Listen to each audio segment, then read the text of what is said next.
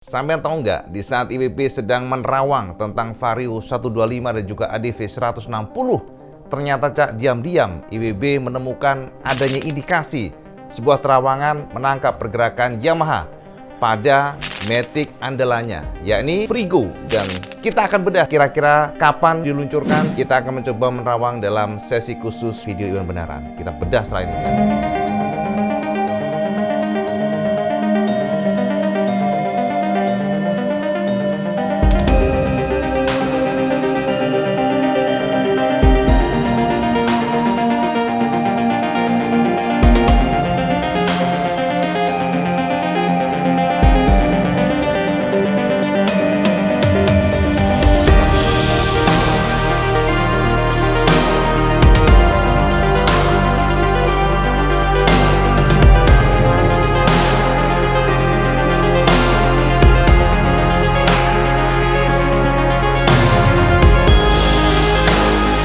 Assalamualaikum warahmatullahi wabarakatuh, Kang Bro. Ini adalah sebuah terawangan, terawangan yang memang cukup menarik karena IWB juga nggak menyangka bahwa Yamaha diam-diam diduga sudah melakukan beberapa pergerakan yang IWB pengen share ke sampean semuanya. Sebagai informasi buat sampean, kita tahu bahwa di tahun ini Yamaha menggebrak pasar dengan Vario, sebuah Matic yang sudah kita endus, walaupun ngendusnya tuh sudah deket-deket hari ya. Kita sudah mendapatkan spy suitnya, walaupun kita awalnya juga tidak mendapatkan kisi-kisi apapun sama sekali karena proteksinya, Kang Mas. Sampai harus tahu pabrikan saat ini proteksinya gendeng tenan, barikadenya luar biasa, sehingga kadang-kadang WB juga nggak selalu akurat, kadang-kadang meleset. Tapi tetap, Kang Mas, kita harus berusaha keras, kita harus membongkar apapun itu. Karena jika kita berhasil membongkar sesuatu yang belum dirilis, itu adalah sebuah kepuasan tersendiri. Karena Iwan Banaran dari dulu sampai sekarang memang positioningnya adalah membongkar produk yang belum dirilis. Jadi ini juga berlaku pada semua pabrikan, nggak hanya Honda, Yamaha juga demikian, termasuk Kawasaki dan juga Suzuki. Namun ya kalau yang Kawasaki kadang-kala tidak berhasil karena kita tahu bahwa Kawasaki R&D-nya tidak selalu di tanah air. Namun kadang-kala mereka memiliki R&D di Thailand. ZX25R ini contohnya dikembangkan di Thailand, yang mana mayoritas komponennya pun juga diimpor di Thailand untuk yang big komponen seperti engine dan sebagainya. Jadi kalau kita memperhatikan dari proses untuk pemasarannya, maka Kawasaki ini memasarkan ZX25R dengan cara CKD. Ini adalah salah satu informasi buat teman semuanya. Kita juga cukup beruntung ya sebenarnya, karena satu, Indonesia ini kalau kita melihat sejarahnya memiliki market yang luar biasa besar bagi Yamaha. Dan kita juga tahu bahwa secara dunia market Indonesia adalah nomor 3 setelah Cina, kemudian kedua India, dan juga ketiga Indonesia. Tapi juga saya harus tahu bahwa untuk mayoritas company atau pabrikan yang paling besar itu Jepang ya. Jepang maksudnya itu adalah Indonesia, bukan di India, bukan di Cina. Karena mayoritas untuk di Cina ataupun di India yang paling laku adalah produk lokalnya. Seperti ya kita tahu kan di Cina mereka punya lokal produk yang cukup terkenal. Kemudian juga di India yang juga cukup terkenal. Sama juga harus tahu bahwa yang menguasai market share Indonesia kan di sini kan Honda. Tapi di sana di India bukan, Di India itu memiliki Hero Motor Corps. Ini adalah market terbesar. Hero itu sebenarnya adalah sebuah pabrikan yang patungan ya, dulu saham sharing sahamnya itu bersama dengan Honda. Jadi dulu adalah Hero Honda. Tapi setelah pinternya India ya, setelah mereka merasa mampu, mereka mendapatkan semua teknologinya, alih teknologi sudah berhasil mereka pegang, akhirnya mereka memisahkan diri dari Honda. Ini yang membuat kekuatan Hero, dan saat ini menguasai nomor 1. Kemudian kedua baru Honda HMSI ya, Honda Motorcycle and Scooter India. Kemudian ketiga baru kalau nggak salah TVS, dan yang keempat Bajaj. Sebenarnya TVS dan Bajaj itu saling bersaing ya. Sebelumnya itu kita tahu bahwa Bajaj di atasnya TVS, tapi kabar terbaru kemarin TVS justru menyalip dengan posisi nomor 3 di belakang Honda ya. Suzuki, Kawasaki, dan juga Yamaha ternyata sangat jauh ya market share-nya. Kembali lagi soal market share. Di Indonesia, market share terbesar adalah Jepang. Dan juga sama harus tahu, inilah yang membuat kekuatan kita. Jadi kalau kita melihat sejarah kenapa Yamaha Jepang sampai membuat pabrik besar di sini adalah mereka punya confidence. Waktu itu mempunyai rasa percaya diri yang sangat besar bahwa mereka akan terus termaintain untuk market share-nya. Kan dulu kan sempat menguasai dan sempat menyalip Honda, market share Yamaha pada saat itu di atas 43%, kalau nggak salah 42% atau 43% ya. Pokoknya secara persentase Honda sempat di bawah Yamaha, itu di tahun 2010 apa 2009 kalau nggak salah ya. Dari sanalah akhirnya Yamaha menggelontorkan dana sangat besar dengan investasi miliaran dolar untuk membangun pabrik yang sangat besar di Indonesia. Namun ternyata unfortunately, bosnya setelah mereka membangun pabrik sangat besar, sebuah keputusan yang memang sangat berani, dan ternyata market share Yamaha tidak secemerlang zaman dulu.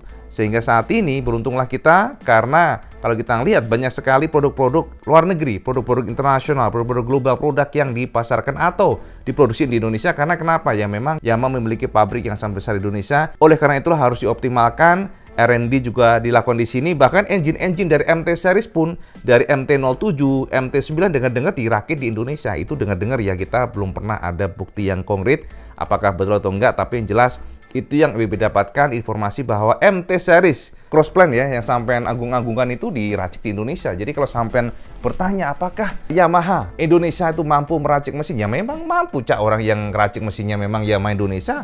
Mayoritas demikian. Baru dari mesin itu diekspor atau dikirimkan ke Jepang, bisa aja ke beberapa negara di luar. Sehingga kalau kalian bertanya, engine dan lain sebagainya itu mayoritas dikerjakan di Indonesia. Karena kenapa? Pabriknya besar. Pabrik besar ini harus dipergunakan karena kandung investasi besar-besaran, sehingga apapun itu harus digunakan.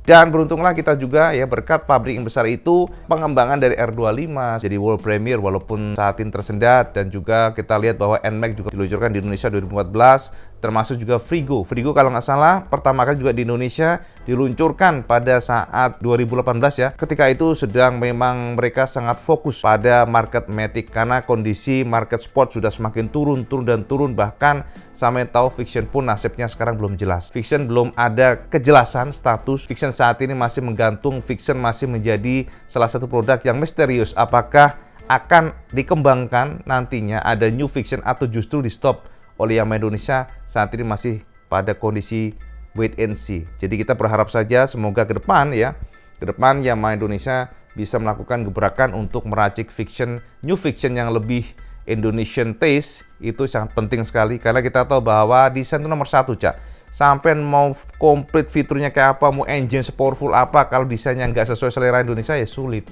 Padahal tes kita itu kan, tes Indonesia itu kan berbeda dibandingkan dengan Jepang.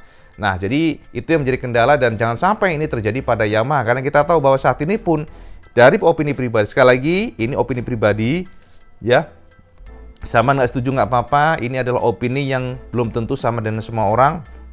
Ibu ngerasa bahwa untuk desain Yamaha memang kalau dibandingkan dengan 7 tahun sebelumnya ya, 7 tahun atau mungkin 10 tahun sebelumnya itu, Ibu ngerasa ada sedikit kemunduran desain dari selera Indonesia. Itu yang Ibu rasakan ya, itu yang Ibu rasakan. Mulai dari mungkin X-Ride ya yang terbaru, kemudian juga bukannya buruk ya, tapi hanya tesnya aja. Kemudian juga Vixion, kemudian juga Mio S yang malah serba membulat dan saat ini juga cukup sulit di pasaran.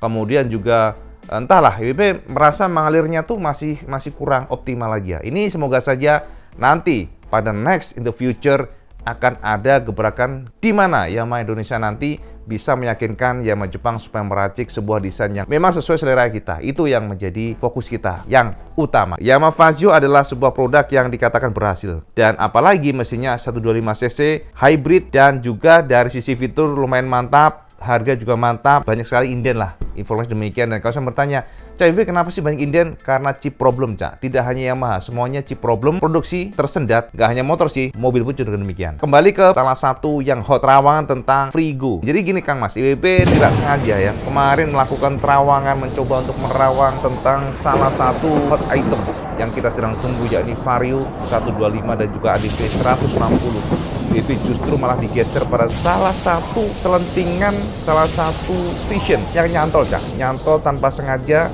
rona muka yang IWB katakan ini indikasinya adalah Frigo terbaru. IWB katakan kenapa indikasi Frigo terbaru? Karena memang dari engine, kemudian juga dari fitur-fiturnya dan juga dari kode projectnya. Ini memang mengarah pada salah satu produk yang saat ini mungkin sampean tunggu. Karena yang sampean tahu kan, Frigo dirilis terakhir itu pertama ya, bukan terakhir. Pertama di 2018 dan saat ini sudah masuk 2022. Ini artinya apa? umurnya Kang Mas nggak nomane, umurnya sudah nggak muda lagi, umurnya sudah memasuki umur yang ke-4 tahun, di mana life cycle-nya memang harusnya sudah ada yang baru. Biasanya demikian, karena kalau sudah over than 4 years, kita tanya nih, kenapa terlalu lambat untuk pengembangannya, randinya, kenapa nggak secepat yang biasanya? Karena idealnya sebenarnya 3 tahun, yang ke-4-nya sudah lahir. Diduga ini adalah sebuah motor yang sangat mirip dengan aura muka Frigo. Tapi jangan salah, EWB menangkap adanya sebuah siluet gambar yang sangat mirip dengan Frigo tapi berubah, berbeda. Di mana untuk tarikannya lebih tegas. EWB nggak bisa jabarkan secara jelas ke sampean semuanya, secara transparan tentunya karena semuanya hanya samar-samar. Tapi yang jelas ya, dari terawangan dan juga dari analisa termasuk juga dari apa yang EWB tangkap menggunakan sebuah kode project. Ini berarti memang sudah menuju ke sana, Cak. Kode projectnya jika nggak salah adalah B sensor U ya. Jadi B sensor U. EWB nggak tahu ini bener atau enggak, apakah ini Frigo yang terbaru atau bukan, tapi indikasinya adalah Frigo terbaru. Dan saat ini kalau tidak salah sudah memasuki proses serius saja. Itu aja. EWB belum bisa memberikan semacam penegasan, tapi sampean tampung saja karena memang kalau sampean tanya proteksinya luar biasa. Sampean tanya secara jelas pun EWB nggak bisa menjabarkan karena hanya kisi-kisi terawangan yang memberikan sebuah kode yang mengarah pada B sensor U dan juga arahnya adalah Frigo karena 125cc dan juga dari indikasi mesin dan sebagainya, fitur dan sebagainya memang mengarah kepada sosok ini. EWB juga menangkap adanya pergerakan bahwa Yamaha diduga juga akan meluncurkan sebuah retro modern yang juga memiliki basis desain mirip Fazio tapi bukan Fazio. Ini menarik sekali, sampai tunggu saja. Termasuk EWB sudah menangkap adanya terawangan New NMAX. New NMAX, generasi NMAX terbaru yang kemungkinan besar akan dirilis oleh Yamaha Indonesia pada next year. Kita akan bedah nanti karena sudah terlalu panjang. Semoga saja memberikan pencerahan kepada sampean semuanya bahwa Frigo terbaru diduga akan dirilis tahun ini. Bulannya apa, seperti apa kondisinya, dan lain sebagainya, kita tunggu nanti. Kita tunggu terawangan update. Next kita akan bedah jika sudah ada rona-rona yang jelas.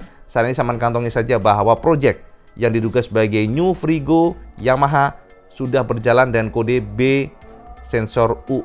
Ini sementara, mohon maaf kalau terawangannya salah, namanya juga terawangan, dan monggo sementara saja. Gitu aja Kang Mas, sekilas informasi buat teman semuanya tentang New Frigo. Dan seperti biasa Kang Mas, kalau teman suka video ini, teman like, share, dan subscribe. Jual lagi sama sholat 5 waktu, karena itu paling penting. Assalamualaikum warahmatullahi wabarakatuh. Salam Iskandos.